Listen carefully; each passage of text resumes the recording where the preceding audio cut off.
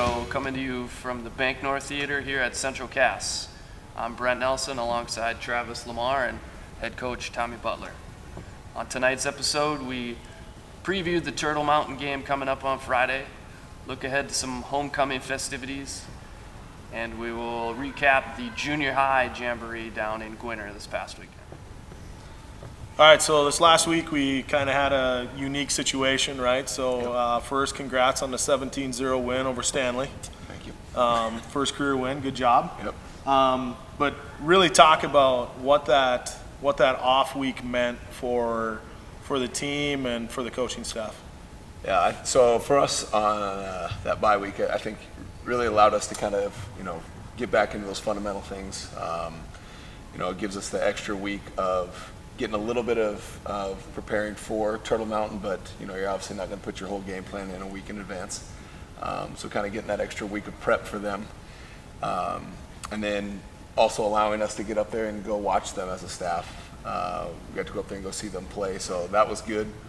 And then I think, like I said, getting to those fundamentals, but also just trying to shore up some things for some of our guys and getting guys healthy.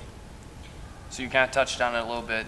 You had a chance to drive up to Turtle Mountain and watch them. That's not something that normally happens. You guys all play on the same night. What's the benefit for seeing someone in person rather than on film? Yeah. So I think the thing that you get from that is when we went up there, we got to see their speed. We obviously know that they're a very big team, but I thought their speed was a lot more impressive in person than it was on film. Some of the schematic things that sometimes you don't get to see with film because sometimes we'll cut plays short or cut them longer. But also getting to see them, how physical they are in person as well. Again, you see that stuff on film, but it's so much different live. So that was, I really thought that I got a lot out of going up there and seeing them. So going into Lisbon, we weren't 100% healthy. We had some injuries, obviously. Coming out of Lisbon, we were a little more banged up. Right. You talked about it already, about getting healthy and stuff. Where are we sitting health-wise going into Turtle Mountain? Why don't you talk about that for a little bit? So I thought that bye week was awesome for us in that sense, health-wise, because we had sickness kind of ran through our team last week. Like I said, we had a few guys injured, so I think right now we only had we had one guy miss practice today, I think, just due to sickness. So we're kind of getting over that, and then injury-wise, I think that we'll finally be able to put our full team out there. That we're kind of hoping to put out there for that week one. So I think we're sitting good right now. Obviously we'll see how the rest of the week develops, but I think we're sitting good for right now. That's good because we knew coming in that depth was going to be one of our issues. So to get everybody healthy, that's really going to help out. Exactly. All right, so let's start looking ahead to Friday. Yeah. What are we going to see on Friday with this Turtle team? They come in 0-2, but to me they should be 2-0. They're a really good team. They lost their opener to Devil's Lake 24-16, and they had a shot. They got pushed out at the 1-yard line with no time on the clock to try to, if they score there, they try to go for 2 to tie it up. Against Kindred last week, same kind of deal. They're up 14-9. They're driving. They're going to go up 2 scores, and then they end up fumbling the ball and go scoop score, and they go down, and they pretty much Kindred then just controlled the game. So I think they're a really good team. They're going to, like I said earlier, they're big. They're really big up front. They're a very physical team, and then they have 2 really, really good athletes. And then their tight end is he's a really good football player too. So what do you think?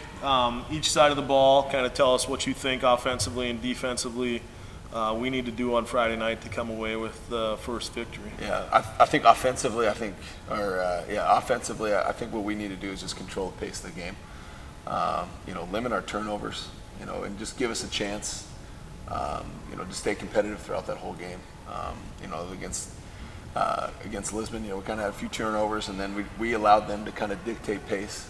So I think for us offensively, if we can do those things, I think that's a huge key for us. And then defensively, it's shutting their run game down. They're a heavy run team, and that's to be expected with a big offensive line and 2 good running backs. So, I think shutting their run game down is going to be a huge thing for us.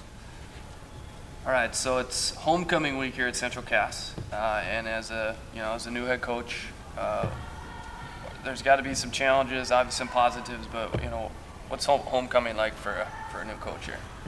So I think as a coach, like you said, there's a lot of positives and there's a lot of things that could be a little concerning. I think the atmosphere around the school right now is just awesome. I mean, the dress-up days are huge. Kids seem super into it. It seems like you're just getting that fan base back. We haven't had a game in a week or 2 weeks now, so all of that stuff I think is awesome. The kids are just geared up. They're ready to play a game. As a coach, the negative sides of it are lack of focus. You're always worried about that. You're worried about what are your guys doing in classes? Are they still coming to school with the right mindset? Stuff like that. But overall, I think our group has done a great job with leadership. Our leaders have kind of shown that way of we can have fun, but yet we have to get these other things done first before we can come out here and get wild, really. So Friday, we've got a kind of a full day of activities planned. Pep Fest starts at 2:15 here at Central Cass. That's a K through 12 event, super fun atmosphere. Then we get after school, we have the SB&B cookout out at their Center Brother Bresnahan farm out there. At that Center Brother Bresnahan cookout is the Hall of Fame introductions. And Coach Lamar, why don't you talk to us about some of the Hall of Famers going into it? Yeah, with having to move homecoming and stuff like that, typically we have our Hall of Fame brunch on Saturday. Not able to do that this year because we've got our Volley in the Valley tournament all day Saturday here at the school. So we were able to partner with SB&B and move it out there. Our Hall of Famers will be recognized out there by Mr. Fornes. This year's inductees are Ken Tope and Sharon Tope. Both are huge supporters of our programs here at Central Cass. Ken passed away a while back. He was the original voice of the Squirrel, did it for over 25 years, announced everything that we had here, and was just a huge booster for everything that took place here, from basketball to wrestling to football to volleyball. I mean, he was involved in everything. Sharon was right there by his side, supporting all of the same things that he supported. But the unique thing with her was she was also a coach here. She coached our girls golf team for over a decade. We saw a ton of success with her as our head coach, placing in the top 5 multiple times with her. Actually tying for a championship, but because of the criteria that they have, we ended up second because they go back to your 5th golfer score.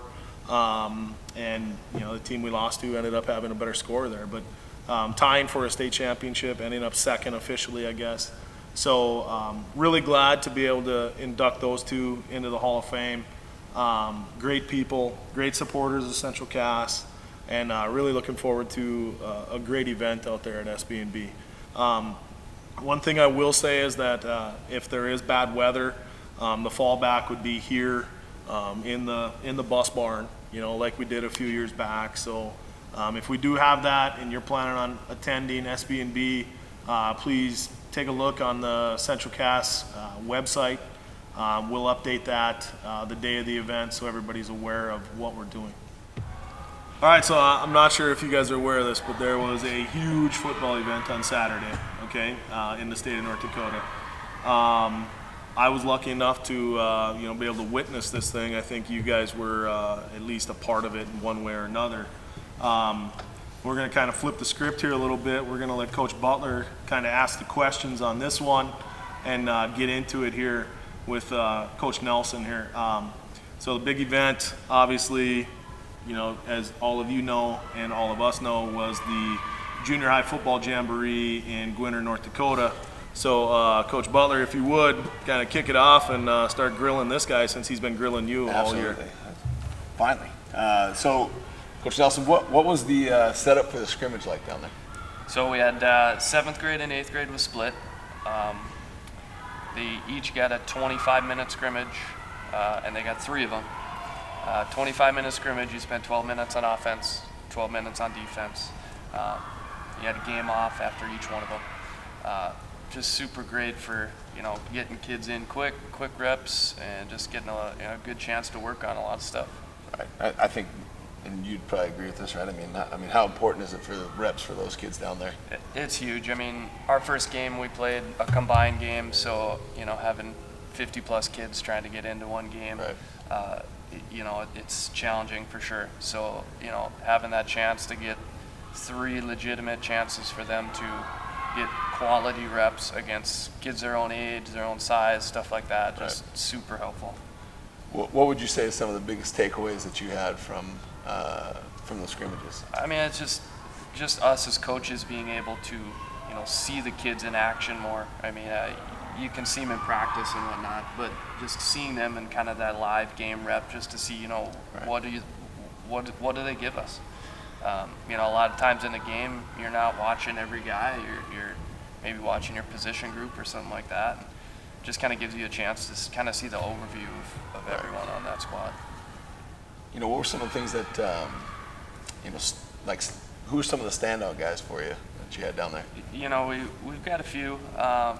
We a couple offensive players. Isaac Wisniewski, he's a speed guy for us, plays running back.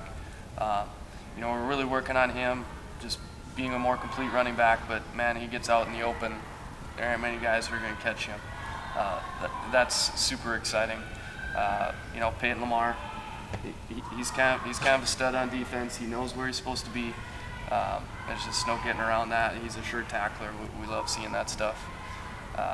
7th grade side, we see some bright spots. I think we got a decent quarterback coming up. Jacob Thompson looks like, he's got some skills for sure. More advanced skills than what you normally would see at a junior high level. Just some of the footwork things and just, his vision seems to be a little more advanced than what we've seen. But seriously, overall, it was such a fun. It's a fun event, even though it rained pretty much hard for 3 straight hours and got a little chilly out there. But man, it's just so valuable. The kids love that, though. I mean, they love playing in it. As a dad, I hated standing there watching it, but as a player, you could tell they were just having a blast out there with each other. Yeah, I mean, first couple minutes they were bugged out. It was raining and whatnot, but as soon as they got going, it was no big deal. That's awesome. Okay, Coach Nelson, why don't you go ahead and touch on your unique week that you got coming up, and then also your upcoming games. Yeah, so this week, Thursday, we have a 7th grade game in Northern Cass, and our 8th graders stay here and they play West Fargo Cheney. So great chance just to get them split up again and get some good quality reps. Next week, like you said, is a little different.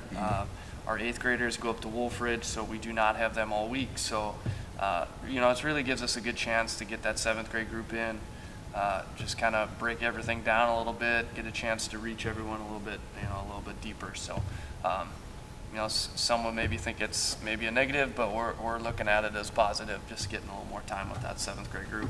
Awesome. So with the start of the NFL season, I figure we get to know a little bit about each one of us and our favorite teams. I'll kick it off. Those of you that know me know I'm a Jets fan. Quietly cheer for the Vikings only because I never get to see the Jets. That's because when your professional football team is on the East Coast and they're terrible, they're never on national television. So I've started the week off 0-1. Not a great start for my Jets, but we're looking forward to week 2 and seeing what they can do.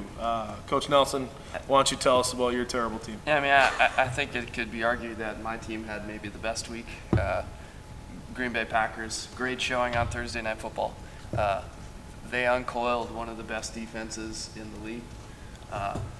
It's a team to watch out for, and I think come Sunday about 3:30, when they roll in 2-0 over the hated purple. What's funny about that though is they scored 10 points, right? Yep. And gave up 3.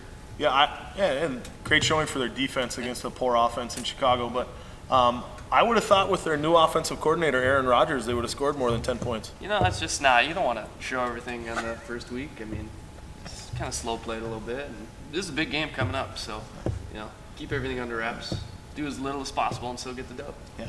Coach Butler, who you got? Well, I mean, we didn't play the Fighting Treberskis or anything like that, but my squad, the Baltimore Ravens, obviously Lamar Jackson, MVP, of course, lighting it up for 5 tutties, just thoroughly dominating, scoring 59 points. So, I mean, nothing new for us here.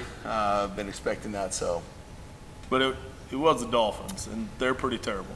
Well, I mean, they are a professional football team, and even though that the inmates down at Dade County Jail are getting paid as punishment to go watch those games, hey, I'd fully expect us to score 50 points on everybody this year. So, Well, good luck with that. well, thanks, Brent. And that'll do it for the Squirrels Den Coaches Show. I'm Tommy Butler, and for Brent Nelson and Travis Lamar, go Squirrels.